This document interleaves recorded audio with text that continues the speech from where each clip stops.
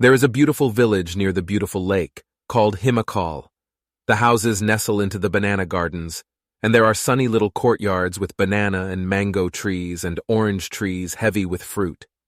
The shepherd on the hillsides have no fear, for everything is peaceful and happy.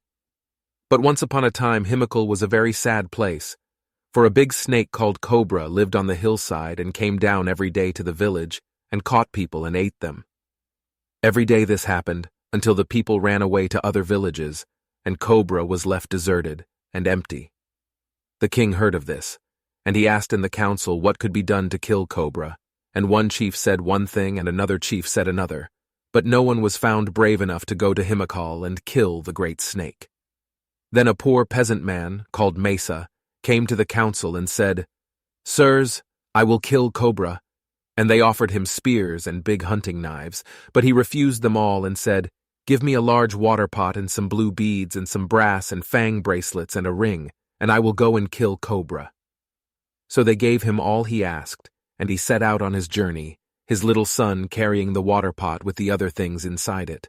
And as he walked he played this tune on his reed pipe, "Cobra, Cobra, king of the snakes, beautiful presents I bring. The king of Himakal has sent me today with bracelets and beads and a ring."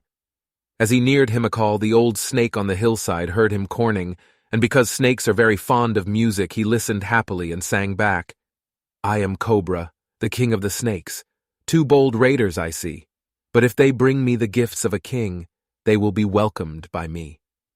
So Masa and his little son entered the village and sat down in the yard of a deserted house, and the child put down the water pot and then hid in the house, and Mesa played his pipe, all the time the same tune. Very soon he heard the great snake swishing down the hillside and along the village road till it came to the courtyard where Masa sat.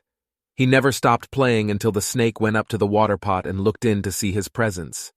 Then Masa sang this song, "Cobra, Cobra, king of the snakes, enter this water pot here.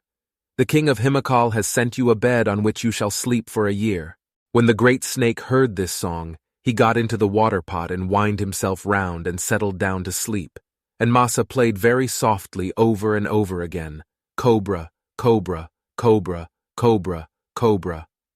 When he saw that the great snake was sound asleep, he called softly to his son, and the child came very quietly and put the lid on the water pot and tied it tightly down, and they picked it up and went on their way back to the capital, and Masa played all the way on his pipe and sang this song, "Cobra, Cobra, king of the snakes, sleeps on the bed of a king.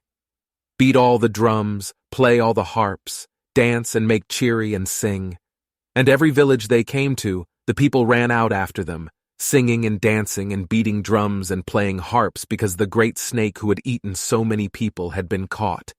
And the crowd increased more and more until they arrived in the capital, and the king and his chiefs came out of the council house, and there was great celebrations, and the king commanded the people to make a big fire, and they burnt Cobra, the great snake. Then the king said to Masa, "I will give you the village of Himakal, and you shall be chief of that place, you and your children after you."